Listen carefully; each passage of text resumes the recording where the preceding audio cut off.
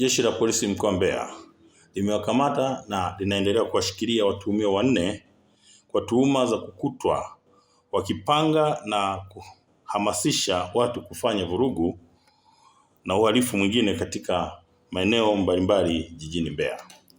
Wanaoshikiliwa ni pamoja na Noah Mwarwange, huyu ni mwenyekiti wa CHASO mkoa wa Mbeya, Gwamaka Mboka ambaye ni katibu wa CHASO mkoa wa Mbeya, Agustino Wasinyo, huyu ni mwenyekiti wa tawi la KUOM, na Rogers Mpwani ambaye ni mwanachuo KUOM.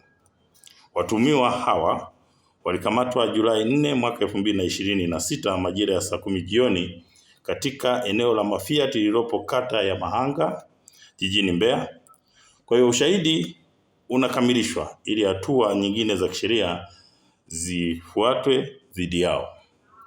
Kwa hiyo Jeshi la Polisi mkoa wa Mbeya linaendelea kutoa wito kwa baadhi ya wananchi kuacha kujiingiza katika vitendo vya kupanga na kuhamasisha uhalifu katika jiji la Mbeya, kwani hatua kali kwa mujibu wa sheria zitachukuliwa dhidi yao.